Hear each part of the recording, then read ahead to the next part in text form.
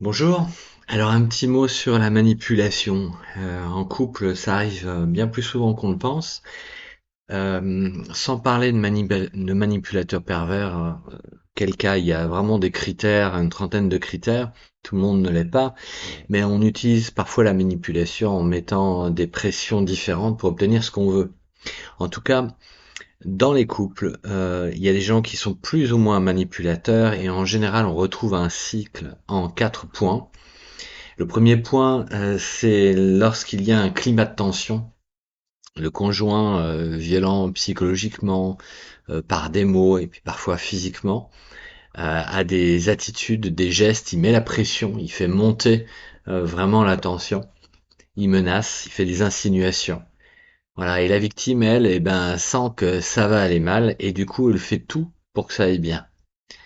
Elle est anxieuse, bien sûr, elle fait tout pour que ça aille bien et commence déjà à ramener à la culpabilité sa manière d'être. Ensuite, il va y avoir l'agression, c'est-à-dire que le conjoint violent va cette fois-ci avoir une violence verbale, psychologique, économique, sexuelle, physique. Et la victime est choquée, elle ne sait pas quoi faire, elle ne sait pas quoi répondre non plus, elle sent que c'est injuste. Et en même temps, c'est sa honte, quoi, hein. D'ailleurs, souvent, le manipulateur va faire en sorte d'enfermer sa victime. Parfois, il a belle apparence devant tout le monde, il ou elle, hein, devant sa famille, devant les gens qui l'entourent, et la victime est la seule consciente de ce qu'elle subit, hein. Ensuite, il va en 3, il va y avoir la justification où le conjoint violent trouve des excuses ou va mettre ça sur le compte de différentes choses, la fatigue, tout simplement sa victime, voilà, sur le compte des enfants, de la famille, etc. Mais il n'en prend pas directement la responsabilité. La victime, ben, elle doute de sa perception des choses. Le propre de du manipulateur, la manipulatrice, c'est de souffler le chaud et le froid.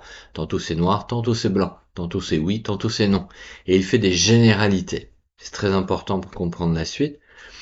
Et donc la victime, elle, ben, elle culpabilise, elle a honte de ce qu'elle vit, de la manière dont elle réagit, elle ose pas en parler, et quand elle en parle, souvent, peut-être que c'est pas aux bonnes personnes, on prend ça plus pour une plainte, euh, voilà, ou pour une mésestime de soi, pour le fait que son caractère est propre à générer cela. Et en quatrième point, il y a la réconciliation, où là, le conjoint manipulateur redevient aimable, gentil, il peut offrir des fleurs, et il promet de changer, il promet monts et merveilles, ou il menace parfois de ceci ou de cela si jamais on le quitte, le suicide ou d'autres choses. Et la victime, elle a l'impression de retrouver ou de pouvoir changer celui ou celle qu'elle ou il aime. Et donc, il y a son côté sauveteur, sauveteuse qui vient en elle et qui va lui fermer le discernement. Donc, elle veut à chaque fois donner des chances de l'aider. C'est vrai que l'amour peut vraiment changer les cœurs, changer les comportements. Le problème, c'est que la victime, eh ben, en l'occurrence, s'enfermant dans le rôle de victime, en mésestime de soi, elle ne sait pas dire non, elle ne sait pas s'opposer, eh bien, elle va pas savoir quoi faire. Donc, il y a plusieurs choses. Déjà, un, prendre conscience euh, de discerner de sa situation. Alors, on peut écrire les choses, hein, faire par exemple un tableau avec les points positifs et points négatifs, et on note les faits, les jours et les heures. Ça va nous aider pour plein de choses, notamment pour discerner sans les émotions, sans les sentiments, afin de ne pas être trompé par ça, aveuglé par cela. Et on note des faits. Donc on va bien voir dans les faits, mon rapport à machin, dans mon rapport à machine, et bien ce qui va pas. La deuxième chose, ça va être de grandir, de fortifier l'estime et la confiance en soi. Parce on ne s'amuse pas à parler d'une manière mauvaise ou d'agir de mauvaise manière devant quelqu'un qui a de l'aplomb. Hein, on le fait avec les gens qu'on peut manipuler. Donc il va falloir fortifier l'estime et la confiance en soi.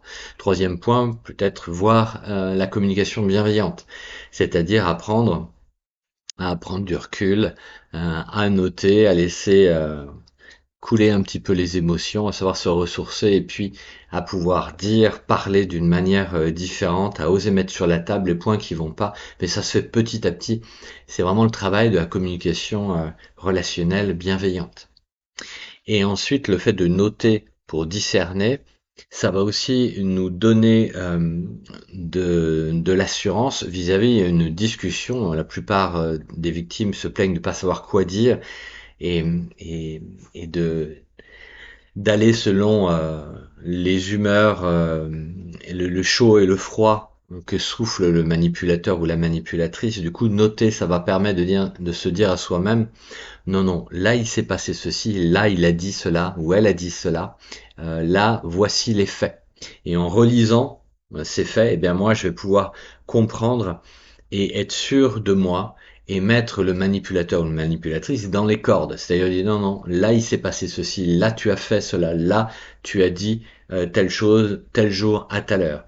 Alors c'est pas tant pour prendre des notes et dans le sens aller contre automatiquement notre conjoint, notre conjointe, que pour nous rassurer nous-mêmes et nous permettre de comprendre et de discerner les choses.